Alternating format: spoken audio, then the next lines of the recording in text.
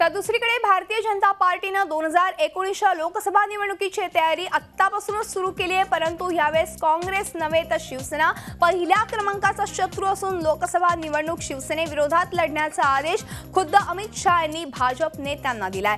तसेच 2019च्या निवडणुकीत 540 जागा निवडून आणण्याचं लक्ष्य देखील ठेवलं आहे आणि सर्वांना 100% प्रयत्न करावाच लागेल अशा सूचनाही अमित शाह यांनी मुंबईच्या बैठकीत दिल्याची माहिती सूत्रांनी दिली आहे।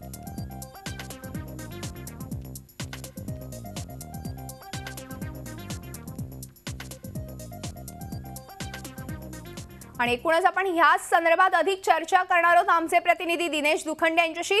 दिनेश, आपण एकीकडे बघतोय अमित शाह आपल्या नेत्यांना सांगतायत शिवसेनेला क्रमांक 1 चा शत्रू माना आणि दुसरीकडे भाजप नेत्यांच्या मातोश्रीवरच्या फेऱ्या आहेत त्या वाढलेल्या दिसायला येत आहे। मग हे केवळ फक्त राष्ट्रपती पदाच्या निवडणुकीसाठी होतं का?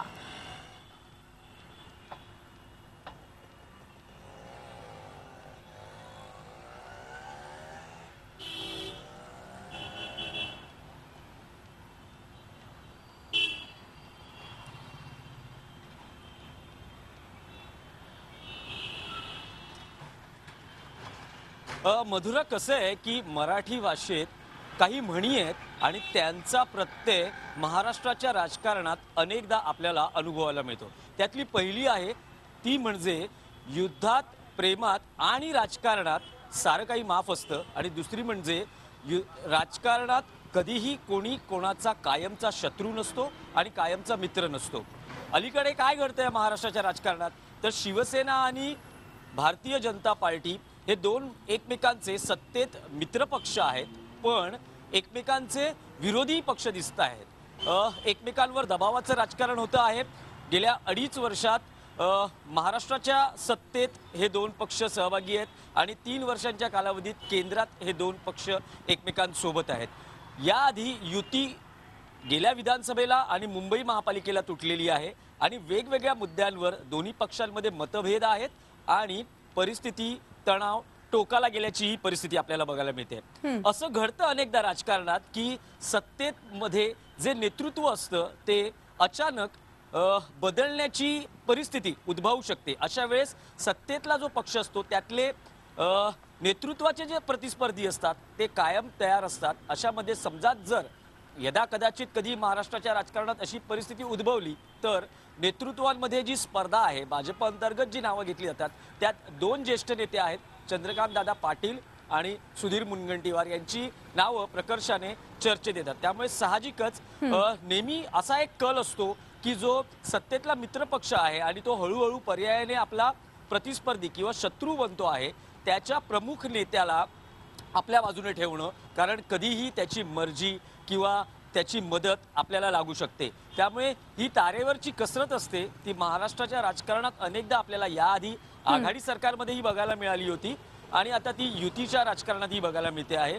चंद्रकांत दादा पाटील, सुधीर मुनगंटीवार हे भाजपमधले ज्येष्ठ नेते आहेत। जेव्हा तणावाची परिस्थिती असते त्यावेळेस सामंजस्यासाठी हे दोन्ही नेते मातोश्रीवर आलेले याआधीही महाराष्ट्रातल्या जनतेने पाहिले आहेत। तसेच ते यावेळेसही येत आहेत। गेल्या वर्षीही वृक्षारोपण दिनाच्या निमित्तानं सुधीर मुनगंटीवार यांनी उद्धव ठाकरे यांना मातोश्रीवर येऊन आमंत्रण दिलं होतं। त्यावेळेस त्यांनी वाघाची प्रतिकृती उद्धव ठाकरे यांना भेट दिली होती।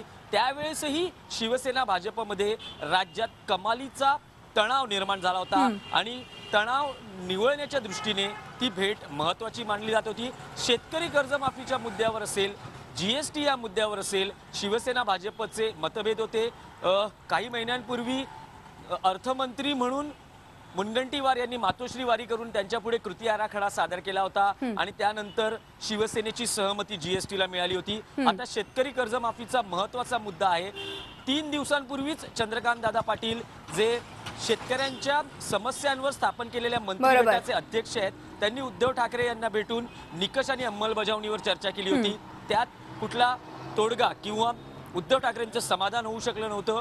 वारंवार बैठका होतील असं पाटील यांच्याकडून सांगण्यात आलं होतं। आज दुसरी भेट संध्याकाळी होते आहे आणि त्यात उद्धव ठाकरेंची सहमती मिळवण्याच्या दृष्टीने प्रयत्न होतील। नक्कीच नक्कीच दिनेश, ह्या संपूर्ण चर्चेबद्दल आणि माहितीबद्दल खूप खूप धन्यवाद। आता झी 24 तास रहा एक पाऊल पुढे.